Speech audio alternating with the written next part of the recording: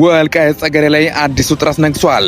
ታዋቂው የትግል ሰው ኮሎኔል ደመቀ ዘውዱ በትናንትናው የጥምቀት በዓል ላይ ባደረጉት ንግግር በህዝቡ ላይ ክደት ፈጽመዋል ባላቸው አካላት ከባድ ማስጠንቀቂያ አስተላልፈዋል።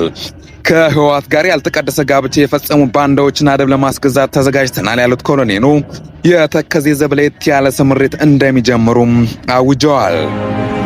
ይህ ንግግር በክልሉ ፖለቲካ ላይ ምን አይነት ለውጥ ያመጣል? ባንዳ የተባሉት እነማን ናቸው? ዝርዝሩን እናያለን። ክብራትና ክብራን የቻናሌ ተከታታዮች ቻናሉን ሰብስክራይብ እና ላይክ ማድረጋችሁን እንዳትረሱ። የኮሎኔል ደመቀ ዘውዱ ወቀሳና ያልተቀደሰ ጋብቻ። በትናንትናው ዕለት በሁመራ ከተማ ተከዜ ወንዝ ዳር በተከበረው የጥምቀት በዓል ላይ ኮሎኔል ደመቀ ዘውዱ ባደረጉት ንግግር በወልቃይት ጠገዴ ህዝብ ስም የሚንቀሳቀሱ ግን ከህወሓት ጋር ግንኙነት ፈጥረዋል ያሏቸው የፋኖ ኃይሎች ክፉኛ ኮንነዋል።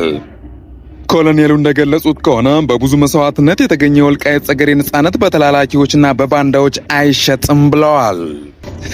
ይህ ያልተቀደሰ ጋብቻ የህዝብን ትግል ወደ ኋላ የሚመልስ ነው ሲሉም አክለዋል።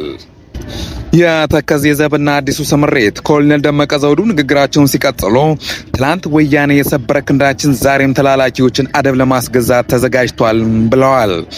በተለይም የተከዜ ዘብ ተብሎ የሚጠራው ኃይል እነዚህን የህወሓት ተላላኪዎች ለመቅጣት በቅርብ በአይነቱ ለየት ያለ ስምሪት ለማድረግ ዝግጅቱን ማጠናቀቁን ይፋ አድርገዋል።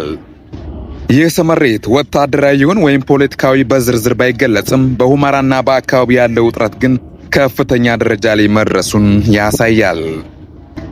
የወልቃይት ጠገዴ ጉዳይ ሁልጊዜም የአማራ ክልልና የፌዴራል መንግስት ዋነኛ ውጥረት ማዕከል ነው። ኮሎኔል ደመቀ ዘውዱ በክልል ውስጥ ያላቸውን ተጽዕኖ ከፍተኛ በመሆኑ የእሳቸው መግለጫ በፋኖ ኃይሎች መካከል መከፋፈልን ወይም አዲስ ፍጥጫ ሊፈጥር ይችላል የሚል ስጋትም አለ። ባንዳ ተብሎ የተፈረጀው አካላት በቅርቡ ምን ምላሽ ይሰጥ ይሆን የሚለው በጉጉት የብዙሃን እየተጠበቀ ነው። አድማጮቻችን ኮሎኔል ደመቀ ዘውዱ ያስተላለፉት የጠንከር ያለ መልእክት በወልቃይት ጠገዴ ቀጣይ ዕጣ ፈንታ ላይ ምን አይነት ተጽዕኖ ይኖረው ይሆን? በእርግጥ በፋኖ ኃይሎች ውስጥ ከህወሓት ጋር የወገኑ አካላት ይኖራል ብላችሁ ታስባላችሁ ወይስ ይህ ሌላ የፖለቲካ ጨዋታ ነው? የእናንተን አስተያየት ኮሜንት ጻፉልኝ። ቪዲዮውን ላይክ ማድረጋችሁና ለቻናላችን አዲስ ከሆናችሁ ሰብስክራይብ ማድረጋችሁን አትርሱ። ነገ በሌላ ወቅታዊ መረጃ እስከማገኛችሁ ሰላም ቆዩኝ።